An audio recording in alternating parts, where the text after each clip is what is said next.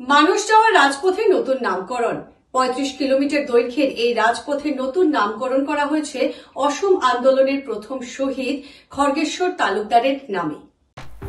মানুষ জাতীয় অভয়ারণ্যে যাওয়ার রাস্তাটির নতুন নামকরণ করা হলো। ৩১ কিলোমিটার দৈর্ঘ্যের এই রাজপথে নতুন নামকরণ করা হলো অসম আন্দোলনের প্রথম শহীদ খড়গেশ্বর তালুকদারের নামে। ভবানীপুরের যে স্থানে শহীদ শেষ নিঃশ্বাস ত্যাগ করেছিলেন সেই স্থান থেকে মানস জাতীয় উদ্যান পর্যন্ত সেই রাস্তার নাম করা হলো শহীদ খড়গেশ্বর তালুকদার পথ।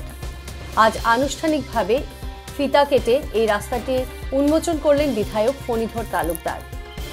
শহীদ খড়গেশ্বর তালুকদারকে যথাযথ সম্মান এবং মর্যাদা দেওয়ার জন্য বিধায়ক ফণীধর তালুকদার অসম সরকারের প্রতি আবেদন জানিয়েছিলেন।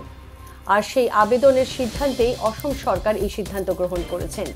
আজ থেকে এই রাস্তার নতুন নামকরণ করা হলো শহীদ খড়গেশ্বর তালুকদার। সার্বজনীনভাবে এই সভা আয়োজনের আগে বিধায়ক ফণীধর তালুকদার শহীদ খড়গেশ্বর তালুকদারের প্রতিমূর্তিতে মাল্যার্পণ করেন এবং শহীদ বেদিতে শ্রদ্ধাঞ্জলি জ্ঞাপন করেন। হয়, আজি এই স্বাধীনতা দিৱসৰ এই এটা ঐতিহাসিক মুহূৰ্তত অসমবাসীলৈ আমি আমাৰ পৰিয়ালৰ তৰফৰ পৰা ধন্যবাদ আৰু কৃতজ্ঞতা জ্ঞাপন কৰিছোঁ। আমাৰ ৪১ নং ভৱানীপুৰ বিধানসভা সমষ্টিৰ সন্মানীয় বিধায়ক ফণীধৰ তালুকদাৰ দেৱৰ যি একক প্ৰচেষ্টা আৰু শুদ্ধ সত্যনিষ্ঠ যি চিন্তাধাৰা, এই চিন্তাধাৰাৰে তেওঁ অসম আন্দোলনৰ সেই চিৰযুগমীয়া যিটো পটভূমি আৰু পটভূমি প্ৰথম শ্বহীদগৰাকীৰ স্মৃতি চিৰযুগমীয়া কৰাৰ স্বাৰ্থত ভৱানীপুৰ হালবাৰী মানস ৰোডৰ যি নামাকৰণ শ্বহীদ খড়গেশ্বৰ তালুকদাৰ পথেৰে নামাকৰণ কৰাৰ যি চিন্তা, এই চিন্তা সঁচাকৈ শলাগিবলগীয়া আৰু তেখেতৰ এই চিন্তাক বাস্তৱত ৰূপ দিয়াৰ ক্ষেত্ৰত অসমৰ মাননীয় মুখ্যমন্ত্ৰী মহোদয়ে যি পদক্ষেপ গ্ৰহণ কৰিছে, এই ক্ষেত্ৰত আমি অসম চৰকাৰলৈও ধন্যবাদ আৰু কৃতজ্ঞতা জ্ঞাপন কৰিছোঁ।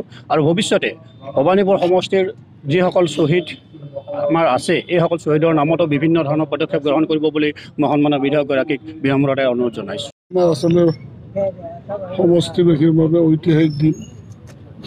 আমাৰ পৰম আৰাধ্য আমাৰ ভাতৃ খড়গেশ্বৰ তালুকদাৰদেৱে অসম আন্দোলনৰ সময়ত এই পদ অৱৰোধ দিছিল আৰু পদ অৱৰোধ কৰিবলৈ আহি গিল KPS গিল এতিয়া দিয়াই যাইছে তেখেতৰ হাতত আত্মজা দিবলৈ মানে কুণ্ঠাবোধ কৰা নাছিল।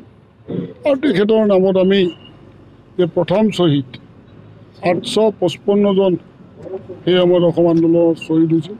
প্ৰথম শ্বহীদ খড়গেশ্বৰ তালুকদাৰ আমাৰ ভাতৃ, গতিকে আমি তেখেতৰ নামটো চিৰস্মৰণীয় ৰখাৰ কাৰণে চেষ্টা কৰি আহিছোঁ অহৰ্নিশে।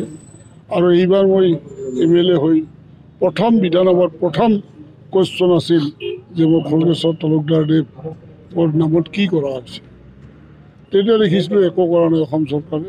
তেতিয়া কৈছিলোঁ যে এখন ষ্টেডিয়াম লাগে আৰু এই আমাৰ ভৱানীপুৰ মানস পথটো খড়গেশ্বৰ তালুকদাৰৰ নামত নামাকৰণ হ'ব লাগে।